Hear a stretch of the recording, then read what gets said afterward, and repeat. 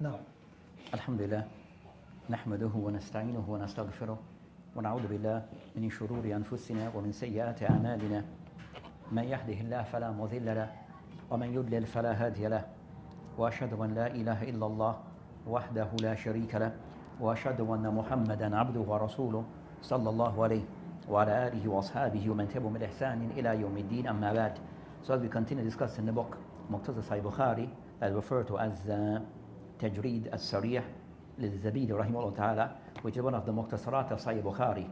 So today inshallah ta'ala we'll be still continuing Kitab al-Salat, but he'll be discussing, as he mentioned here, Bab, which is a new chapter, subheading, which is Sutra al-Imam, Sutra man khalfahu. So discussing matters regarding a Sutra, so some of the ahkam that relates to a Sutra. So inshallah ta'ala we start that discussion. Bismillah wa salatu wa salamu ala Rasulillah. Babun, chapters about the Sutra of the Musalli. The book of chapters about the Sutra of the Musalli. Chapter 1, the Sutra of the Imam is also a Sutra for those who are behind him. قال المؤلف رحمه الله, Hadith number 312, narrated by Ibn Omar radiallahu anhuma. Whenever the Allah's Messenger sallallahu alayhi wasallam came out on Eid, he used to order that al-harba, a short spear, to be planted in front of him as a sutra for the salah. And then he used to offer a salah facing it with the people behind him. And he used to do the same while on a journey. After the Prophet sallallahu alayhi wasallam, this practice was adopted by the Muslim rulers who followed his legal ways. Hadith number 313, narrated by Abu Juhayfa radiallahu anhu. The Prophet sallallahu alayhi wasallam led us and prayed 2 raka'ah dhuhr and then 2 raka'ah asr at al-Batha.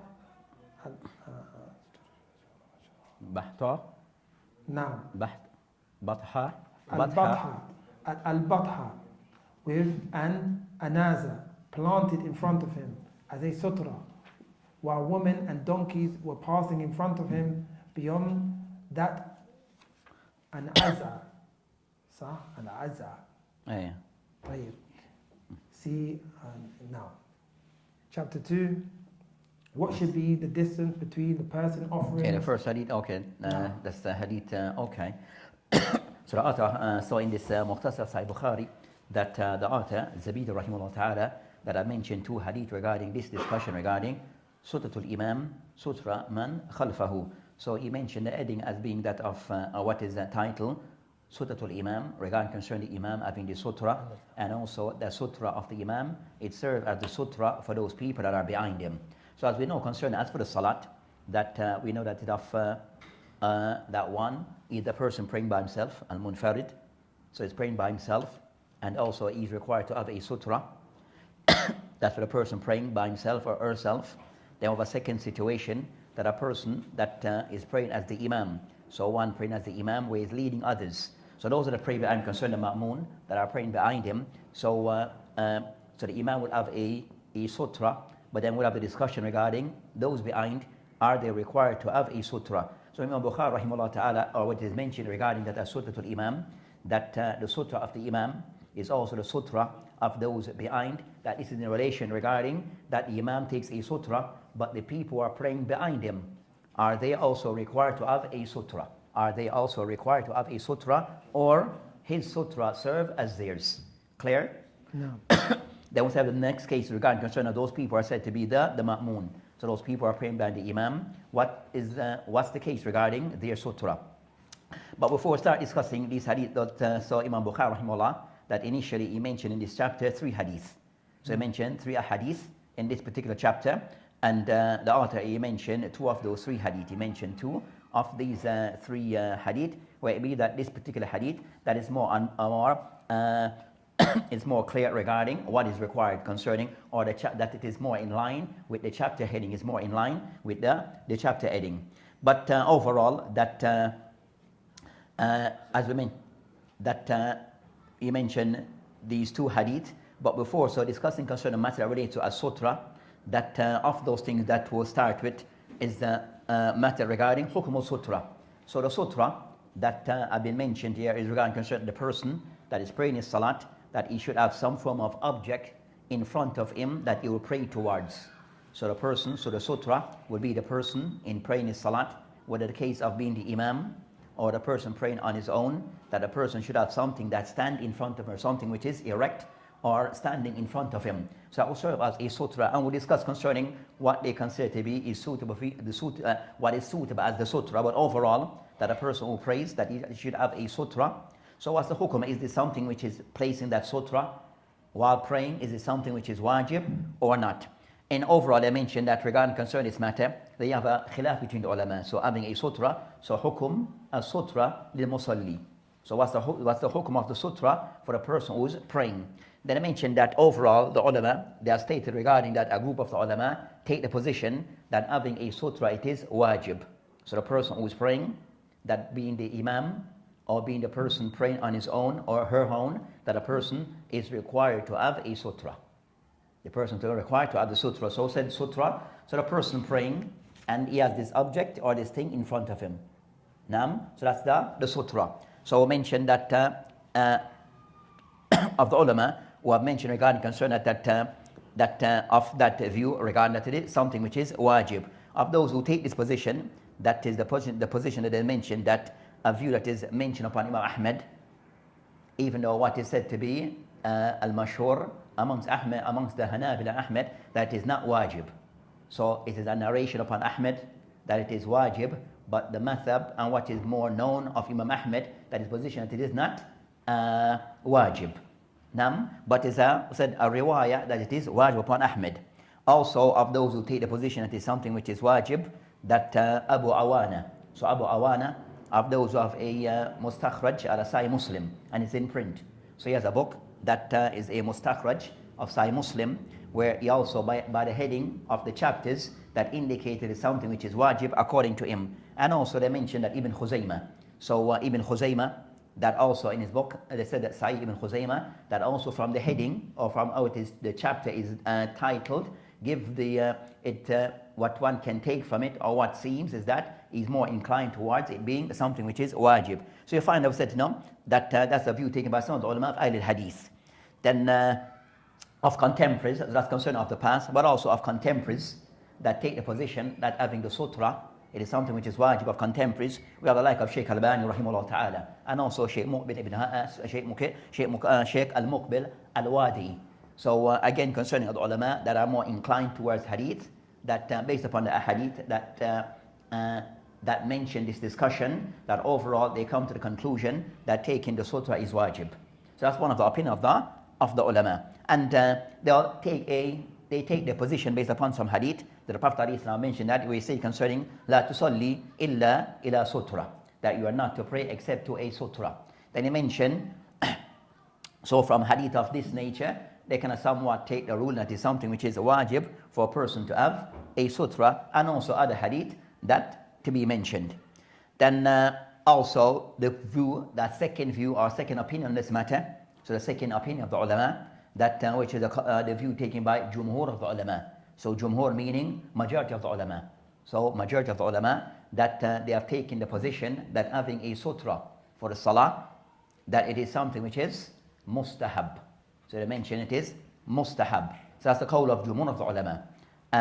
So Jumhur of the ulama, that they take the position is something which is mustahab for a person while praying to have a sutra. And the evidence that they use, the difference, yes, many hadith, they can somewhat indicate that something which is wajib to be done. But I mentioned the evidence they use, they rely and said that the sarif, that say it is being wajib, the hadith of Ibn Abbas, the first hadith is mentioned by Imam Bukhari.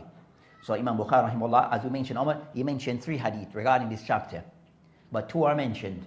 But the first one, the hadith of Ibn Abbas, that was not mentioned, that's the evidence that is used by those that say it is wajib. But I mentioned the Prophet ﷺ, that the hadith mentioned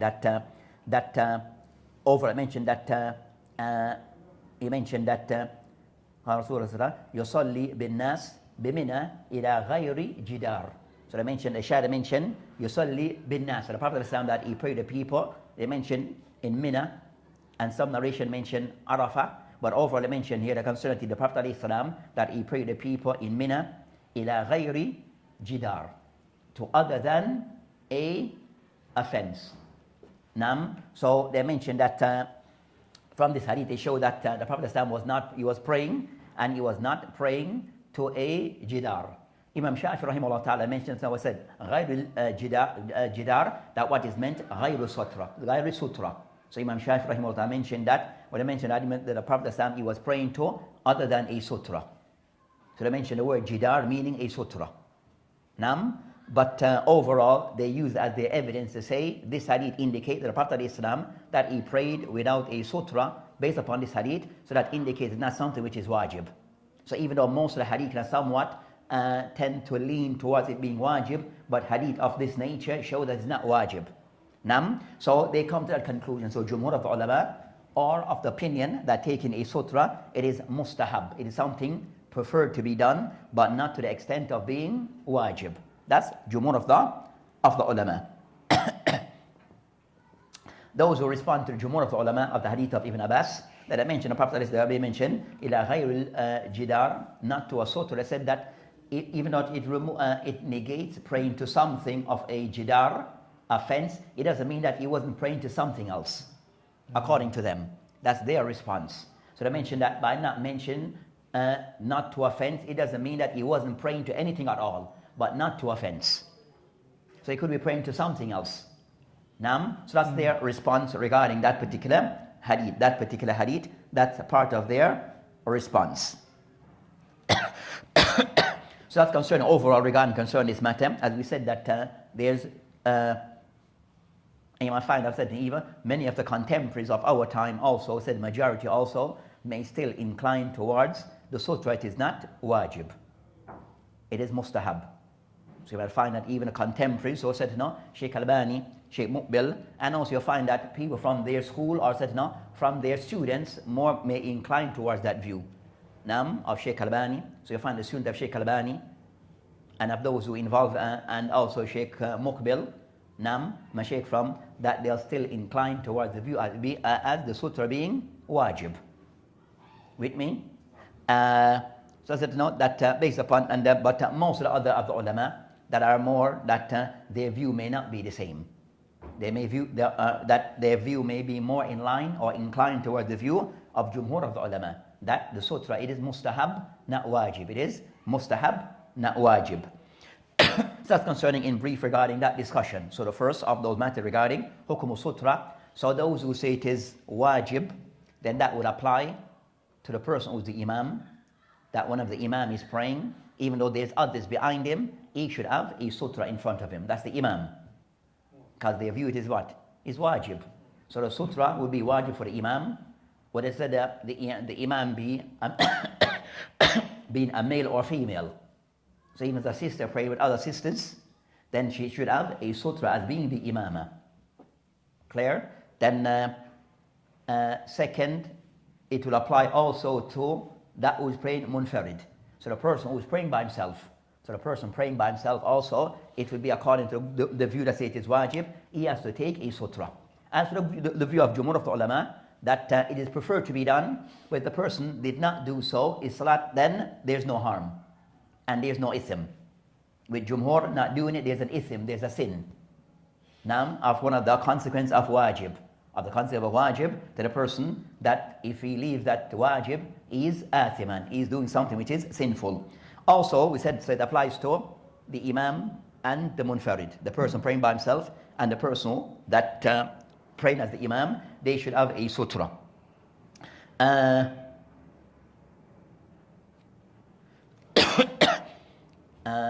Of the matter, also this hukum, it applies to the salat that is wajib or nafila.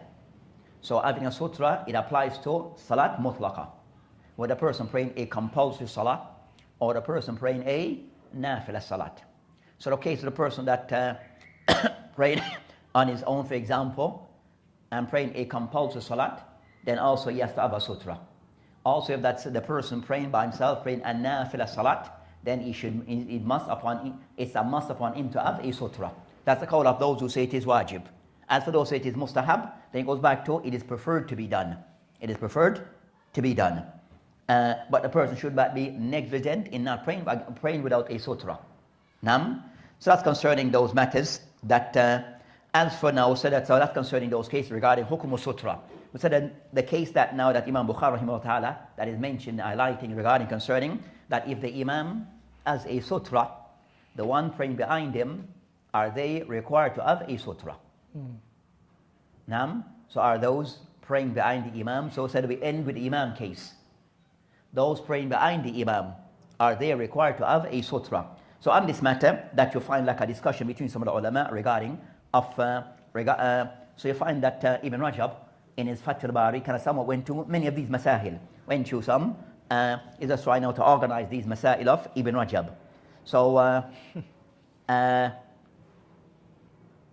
because sometimes he goes in length and discuss there, but overall I mentioned regarding concerning these matters, that regarding this hadith, so the general meaning of the hadith, he mentioned that we're going to know that the Prophet concerning that that shows regarding the Prophet regarding Salatul Eid, that they will carry harba, that can sound like a spear, or something, فَتُوضَعَ بَيْنِ يَدَيْهِ, that will be placed in front of him, فَيَصَلِّ إِلَيْهَا, and you pray towards this thing. So that object is called the sutra. So that object that they will carry, and it showed that therefore he was praying outdoors, so they would take it with them. He's praying outdoors, so they would take it with them for him to use as the sutra. They mentioned وَالنَّاسِ رَوَعُهُ, and the people that they prayed behind him. They mentioned وَكَانَ يَفْعَلْ ذَلِكَ فِي سَفَرٍ, and also that he would do of this also while praying as a traveler.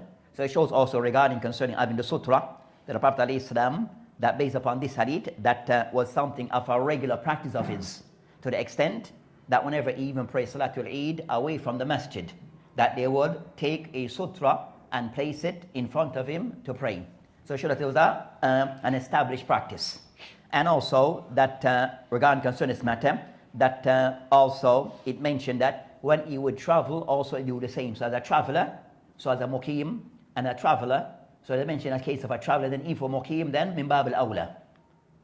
Regarding concerning a person praying with a sutra, so if the person is a traveler, then the one who's muqim, then for sure, even more so expected from him. So it showed that in whether a traveler or a person who's muqim, that is local, that in both, that the person is expected to pray towards a sutra. Then I mentioned, فَثُمَّ اتَّخَذَهَا الْأُمَرَاء, then also the leaders who came after him, that they continued the same practice. That's considered the Sahaba who came after, that they adopted a similar practice. So regarding concerning Eid, that they conduct a similar practice of having a sutra. So from the hadith it shows regarding that, even regarding concerning of those who say it is mustahab, that min bab al-ittiba, as-sunnah, that for especially regarding Salatul Eid, that is pray outdoors, to have a sutra there and to pray, even those who say it is mustahab. And we discussed that matter. As for those who say it is wajib, then for sure it should be there. But overall, as we are following of the sunnah of the Prophet ﷺ regarding Salatul Eid, that having a sutra, if it's prayed outdoors, it is something which is of those things the person should adopt and follow. Then it mentioned regarding concerning the next matter discussed concerning the people praying behind him. So as for the people praying behind him, that and then the sixth hadith mentioned regarding the hadith Abu Juhayfa regarding the Prophet that he prayed بين al-anaza, that he prayed regarding concerning anaza, that again like a type of spear, ظهر ركعتين عصر ركعتين يمر بين يديه المرأة والحمار, and that while he was praying that a woman will go by and also a himar, a woman and also a himar will go, donkey will go by. So from the hadith that of the thing that Ibn Rajab rahimahullah ta'ala he mentioned regarding concerning this hadith, that are these hadith as for the mass that is being discussed, the one who is the imam and as a sutra, is sutra sufficient for the people behind him? So the ulama in this matter, they mentioned that Jumhur of the ulama, they take the position that the sutra of the imam is the sutra for those behind. So the imam sutra, the people behind do not need to have their own individual sutra, because the one that the imam has, it serves for everyone else. The one that the imam have taken, that serves for everyone else. So that's concerned. So the sutra of the imam, meaning the sutra of the imam is their sutra. That's the call of Jumhur of the ulama. Then there's a view that is mentioned,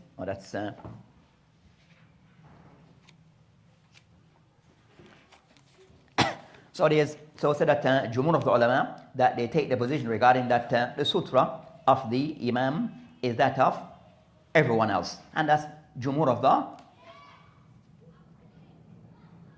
the ulama. Then they discuss concerning a view of some of the ulama, Imam Malik rahimahullah ta'ala, that take the position concerning that, or of the ulama who take the position that the sutra of the imam, the sutra of the ones behind is the imam. Difference.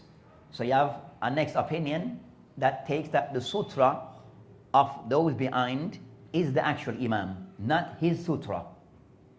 Understand the difference? No. So the imam of his sutra, then the people behind him, this is the first opinion that his sutra in front serve as their sutra. The second opinion, oh no, yes, they have a sutra, but their sutra is actually imam. Now, so that's the opinion taken by some of the ulama. So of the ulama who take the position that their sutra of those behind is actually imam, not his sutra, not his sutra. And as I mentioned that, وَمِنْهُمْ مَنْ قَالَ Imam Sutra liman khalfahu, that Imam is the sutra of those behind him. Then I mentioned that وَهُوَ قَوْلٌ مِنْ أَصْحَابِ أو طائفة مِنْ أَصْحَابِ الْمَالِكِ. So it's a view of some of the ulama of the Malikiyya that takes that opinion. Yeah, something? Hey, not to come inshallah. Hey, that to come inshallah. So we said that first now we discussed concerning Hukum Sutra. Then the next matter we discussed concerning a point that concerns that so the hukum of the sutra, having a sutra, that we have case of the imam, we have the munfarid, and we have the mahmoon. Now, so the case of the imam, we discussed that. The case of the munfarid, the person praying by himself, also the sutra regarding that the ruling. So said Jumhur take the position that having the sutra it is mustahab, and of the ulama of Al-Hadith, some of the ulama of Hadith, Ibn Khuzaymah and others, Sheikh Albani, Sheikh Muqbil, that the sutra and others that take the position that the sutra is wajib. So a person must pray with a sutra. But then we mentioned that now the next matter regarding concern the munfarid, whether they're praying a compulsory or a nafila salat. Whether the person praying a compulsory or nafila salat, then having a sutra is to be done. Whether the person is praying as a traveler or a muqim. Whether it's praying as a traveler or a person who's muqim, is to have a sutra. Then we have the case now of the people praying behind the imam. The case of the people praying behind the imam, the ma'mun. Should they have a sutra or not? So I said that now, Jumhur of the ulama take the position as Imam Bukhari rahimahullah ta'ala can somewhat indicate from his incline towards his heading that the sutra of the imam is their sutra. So they don't need to take one individually. Now, what served for the imam, it served for them. Another view of the ulama of Ashab al-Malik, that the sutra for those people behind the imam is actually imam himself, not the imam sutra. Now, that's the difference between those aqwal.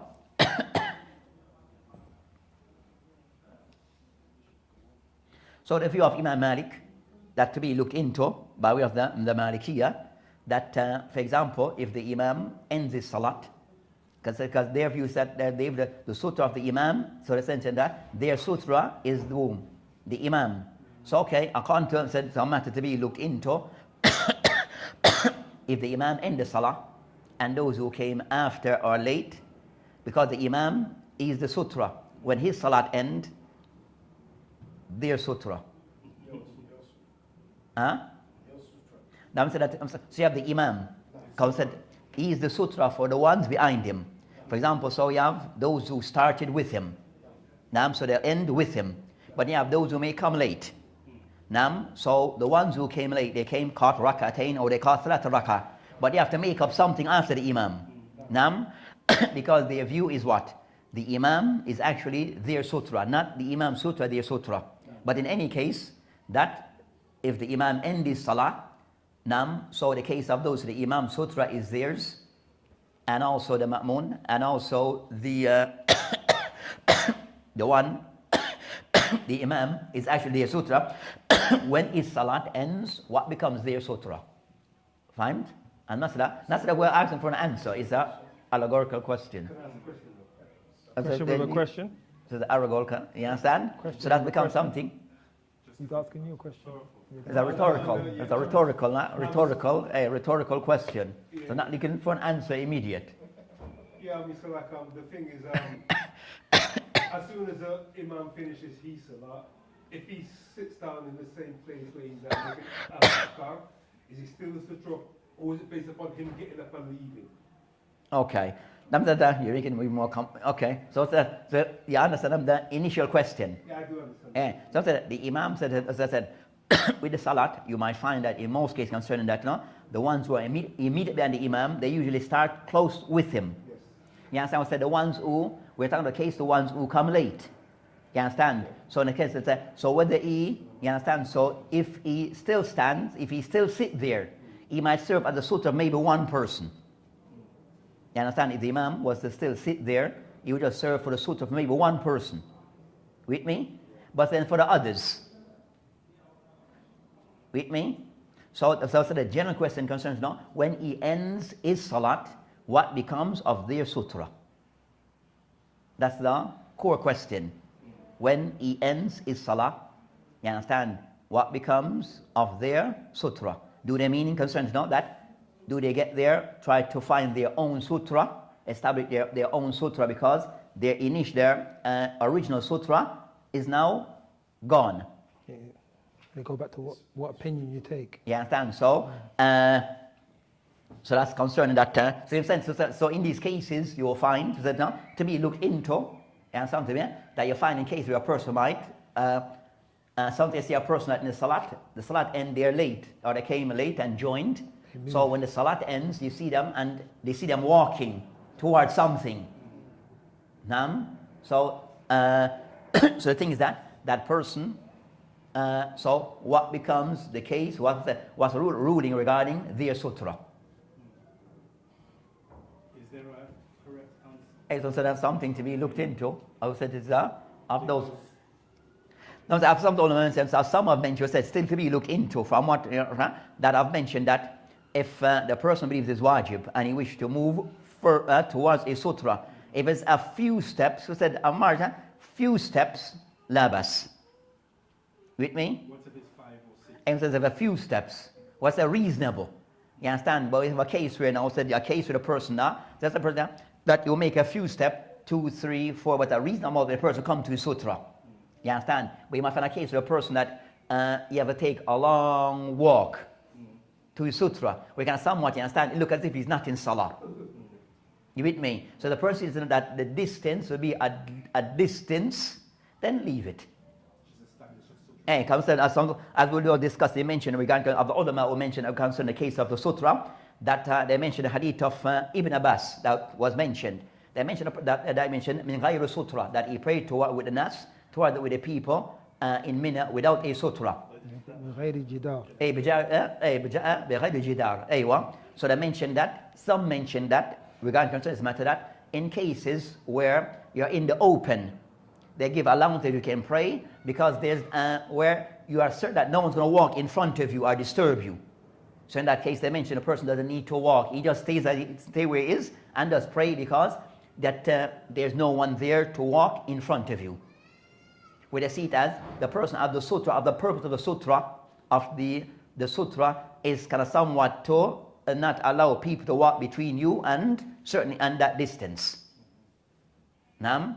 So you have that discussion of some of the ulama. So they say the person, so let's say the person walk a lengthy distance, a far 10 step, then just stay where you are. If you don't mind. Say for instance now, the imam has prayed, he's finished, we're late, and I was behind Suraj at that time, and I made my niyat to make him my sutra. Is that permissible? But then he finishes praying, and he gets up and goes. Can I move to something? In a reasonable distance. In a reasonable distance. Yeah, sounds in a reasonable distance. So the person might have a person that serves a sutra, then that sutra moved, then he moved to another one, said within a reasonable distance. Within a reasonable distance. Okay, where we're at again? Ibn Rajab. So, of those who mentioned regarding concern that Ibn Rajab rahimahullah ta'ala, because sometimes Ibn Rajab is going to a matter regarding hadith, he mentioned this hadith where it's somewhat very clear in the matter, the hadith of Anas bin Malik, where the Prophet said in the hadith, Sutra al-Imam, Sutra liman khalfahu. But the hadith is da'if. Now, so you have like an explicit hadith that states that the sutra of the imam is the sutra of those behind. Now understand, so, but the hadith is da'if. So it goes back and says, that you have that discussion regarding the sutra of the imam and the ma'mun. Is their sutra him or his sutra? Then of those masail that he mentions,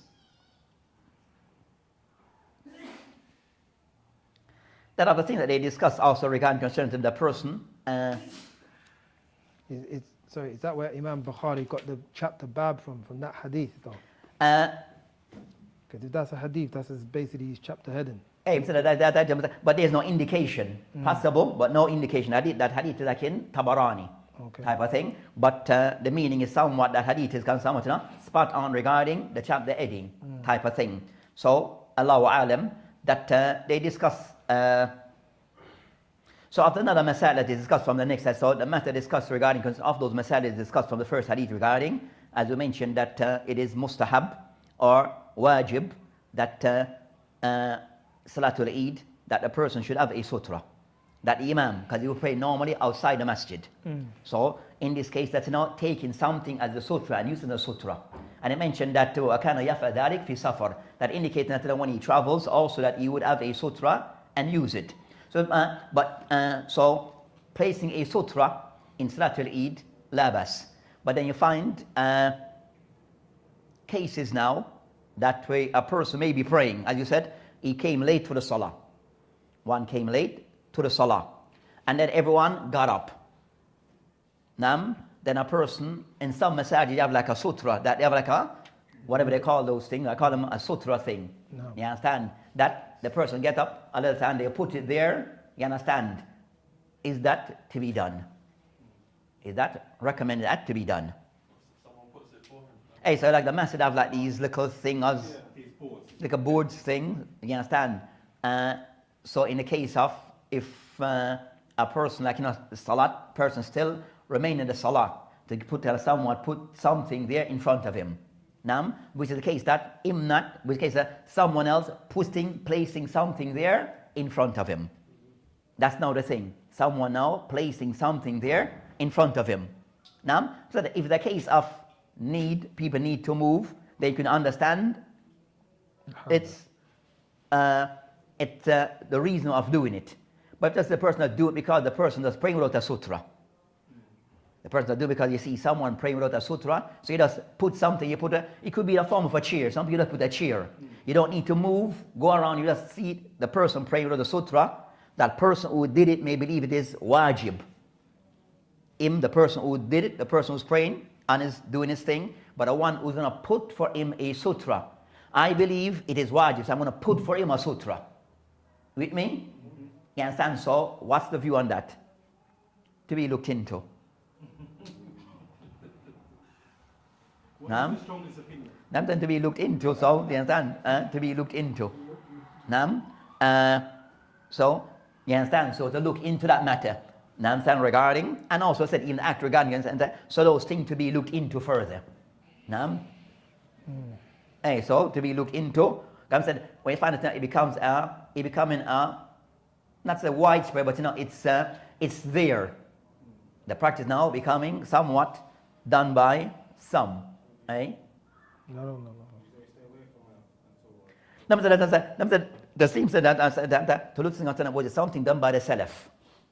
You understand? So about the book of the Asar of the Salaf, is the practice. So you have seen what the Salaf used to do. You understand? There's no. You understand? For the Prophet Islam, that was a practice then. To see, okay, after Prophet Islam, was it something adapted by some of the Salaf? Then to see also, if not, then what had been said by the ulama on this matter was said because Jumhur of the ulama take the position that it's something that is not wajib. You understand? They may see it as not something that needs to be done in the first place. But the person may do so. If the person doesn't have, the person may do so, believe that he's just doing khair. Now, you want to do some type of khair, the person praying, he has no sutra, I'm going to give him a sutra.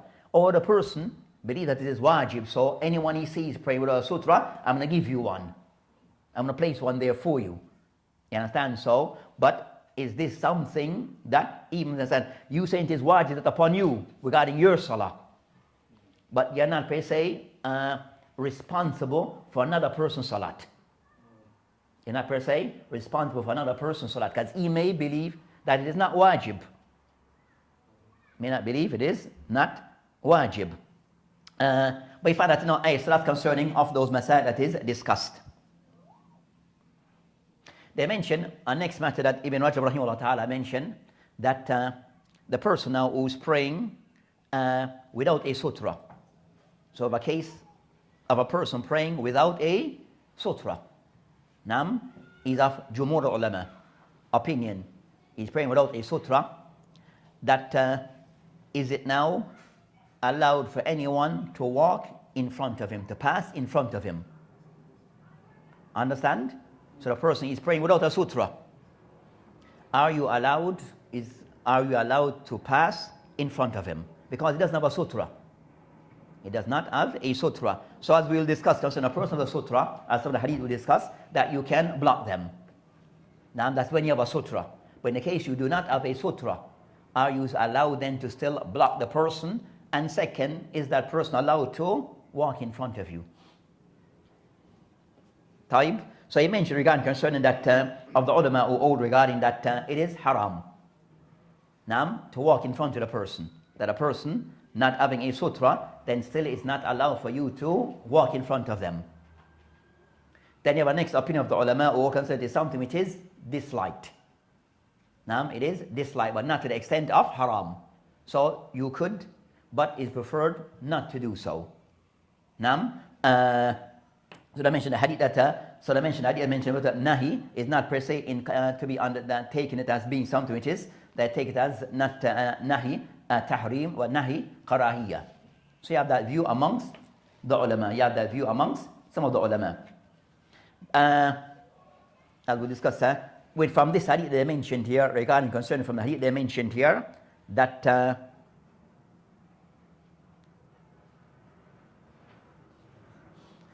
after mentioned the hadith in the second hadith of Abi Juhayfa, it mentioned that regarding that the Prophet ﷺ mentioned Yamur bayn yadayhi al-mar'a wal-himar. That regarding concern to know that in the hadith concern to know that he prayed with a sutra, but you find that female and also himar, that they passed by, they went by. So you have a discussion between the ulama regarding concern that what is meant that they went by behind his sutra, not in between him and his sutra. So you have him and his sutra, they went behind the sutra, not in between or in front of the sutra. Which way? Behind or in front? Behind. They went behind the sutra. Okay, so you understand that? So they went behind the sutra. But between him and the sutra, no. They didn't walk in between him and the sutra. But they went behind the sutra. So in that case, so meaning that this is the sutra and he's praying. They went around there. Then that's no harm. So it become harmful now, or problem when the person walk in between. Then that becomes the problem. But behind, then that means that the hadith concern is not that the himar, the donkey, and the woman, they went behind. The sutra, not in between him and the sutra. As the next discussion from this, that these things can nullify the person's salah. So they mentioned that of those things that can nullify the salat by going in front of you when you're praying, three matters. What are they? A woman, a donkey, and a black dog. Is that concerned? Of course, some ulama that take the position that if any of these three things was to go, concern say a woman that is above puberty, whether she's on her cycle or not. So whether she's on her cycle or not. So the man that's a woman, mature woman, or above puberty. So you have that discussion with the ulama mentioned Jumhur, that if of these things was to go in front, or those who mentioned that one of these three things to go between you and your sutra, your salat is invalid. And of those who mention, no. Of those who mention, that's not the case. It's something which is not meant as being something which is that it nullify the person's salat, but that to be discussed. You know the people that said that you can't pass if there's no sutra. If you cannot pass, it's haram to go. hey. Is there no distance? Like if they're praying back here and you go over there, you can't pass. Now, says the sutra, you understand? So the sutra has a certain distance between you, it should be a certain distance. No, but the people that pray without no sutra, The one who prayed, some said the one who prayed without sutra mentioned said that, or mentioned that said that yeah, someone said it is forbidden. They understand to walk in front, and based upon the original hadith that they shouldn't walk in front of the person. But those who mention that the hadith implies the hadith is about the person who has a sutra. The one who doesn't, then it is disliked, but it doesn't. You are not doing something which is totally haram. Now, as for that, you understand the distance. You can somewhat judge the distance by that of what the person ordinarily take as a sutra. So that he would able to pray, go into sujood, and just a few, a little distance in between himself and the sutra. So you can somewhat will approximate that distance and walk around. For those who say you can, but those who say it's karahiyah, you can walk directly in front. You cannot directly in front, even to the extent that Ibn Rajab rahimahullah ta'ala even discussed regarding that if the person praying without his sutra, are you allowed to block him? You are praying without a sutra. Now, are you allowed to block that person? So you can have someone say, okay, my distance is such and such. Can I stop, block someone going in front of me? So you have, like you mentioned, that two aqwal of the ulama on that matter. So you have like, aqwal regarding those who mention, no, you shouldn't. And those who mention that it is disliked. It is disliked. So on those matters, you have those different aqwal between the ulama. For the person who prays without and the one who prays with a sutra, those who make a distinction between both on some of those matters.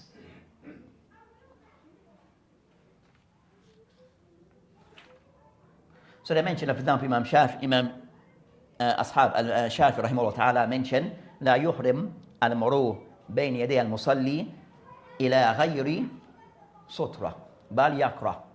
نعم بل يكره.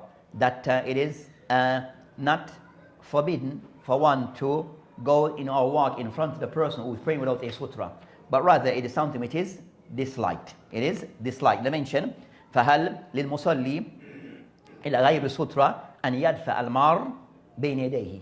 Also the next matter that extends from this, that the person who is praying without a sutra, am I, as that person, allowed to block people from passing in front? Naam. So they mentioned that fear, that on this matter, ala wajhain, that there's like two view amongst the ulama on this matter. Then they mentioned Ibn Rajab, asahuma laysa lahu ad-daf. That he mentioned that in general there's two opinions, but he mentioned that the more correct of the two opinions, what we're talking about? Blocking. Yeah, you're blocking someone, but you have no sutra. You understand? I mentioned that the more asahuma, the more correct of the two opinions, laysa lahu ad-daf. It's not for you to block the person. Now, it's not for you to block the person as you're not praying with a sutra.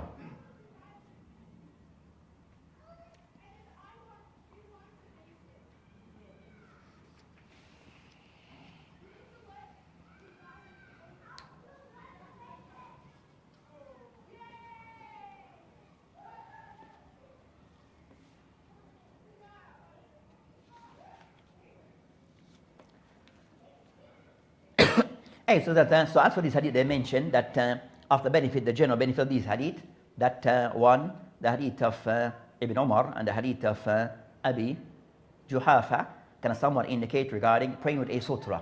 So both hadith indicate praying with a sutra. That I mentioned Imam Bukhari, and that the discussion regarding that, the main discussion is that those who are behind, that they still have a sutra, but it's that of the imam.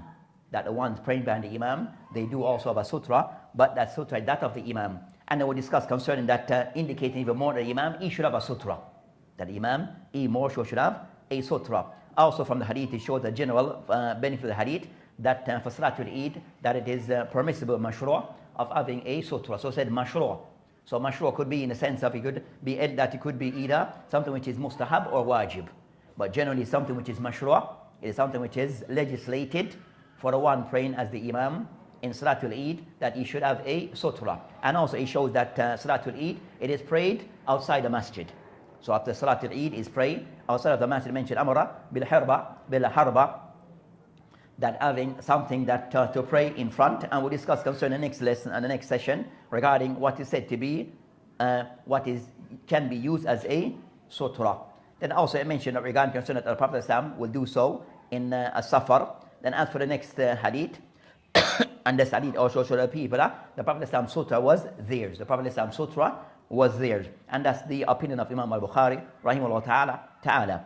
The next hadith they mentioned that it showed the Prophet Islam that he was on a journey, but still he would pray with pray towards something. So as a traveler, that he would still pray towards something, and he prayed Salat al-Dhuhr rakatain and also Salat al-Asr rakatain, indicating that he was a musafir. So indicating, so it showed that the Prophet ﷺ, that when he traveled, that also during his when for his salat, that he would still place a sutra for his salat, but also showed the permissibility of him also regarding concern that the musafir, for him to shorten his salat rakatain for those that are pray as arba. Then I mentioned that yamur bayna yadayhi al-marha wal himar. As we mentioned that with this, the person having a sutra, then it becomes that his salat is protected, that if people were to walk behind his sutra, not between him and his sutra. And so of those who mentioned that this hadith shows that that al-qasr fi safar is better, that a person who travels, who is in travel, that it is better for them to shorten of their salat rather than the person completing his salat, rather than the person praying the full rakat. That and also the hadith shows regarding that the person also tahrim al-murur bayna yaday al-musalli, that also it shows the person should not walk in front of the one who has a sutra, that becomes haram to do so. And we mentioned that other matters, that the himar al-mar'a yaqta as-salat amla, that's of those things to be discussed in bab al-salat, regarding those things that yubtil as-salat, those things that nullify the person's salat. So the overall of the ulama mentioned that yes, a mar'a salat is if you walk in front of the the person praying, his salat is invalid. And also el-himar. But if those things was to walk in between, so you have the imam and the people behind, if they were to walk in between, then do they nullify the person's salat or not? With me? So in between the musallun, that the people are the ma'moon, that if then their salat, of those who mention yes, and those who mention no. And qawl al-jumu'ah, that it does not, that they should not walk. Some say dislike to be done so. So unless there's a need, that they discuss also regarding concern in general, walking in between those people already in those people that are praying. So the person comes to salat, that sometimes would have like even us at times, that you want to get from one end to the next, but then you have to walk in between the sufuf. Is this allowed or not? Abdullah mentioned, no, you shouldn't do so. And they'll mention dislike, and they'll mention, it's permissible, there's a need. The person can do so if there's a need, but of those who mention that, the person avoid unless there's you see space that need to be filled. But just doing so for no reason, then a person should avoid that. Because of the impact on a person's khushu and the like. So to be done if there's a reason, but to be left if there's no reason, the reason being the person need to fill blank space that are there. A1? The jinn.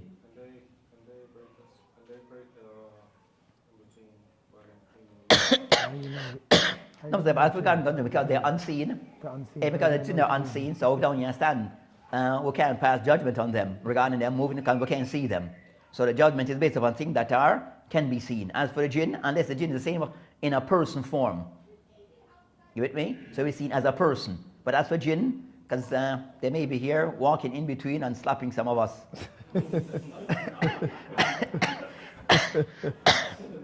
So because that's of the unseen, then we have to just leave that bit. Hey, so that have nothing to do with the jinn. Hey, it's more so thing that you understand. So it's more so regarding persons, people, and animals. You understand? More so persons and animals. As for jinn, hey, that's out of our control. So that inshallah ta'ala will end today's session and continue. So said mostly said that concerning Ahkam Sutra, you have now books that have been written on this topic. Just book by itself written on this topic because all the things that are involved. But that inshallah for today will end with this and continue next week. Wabillahi ta'ala tawfiq.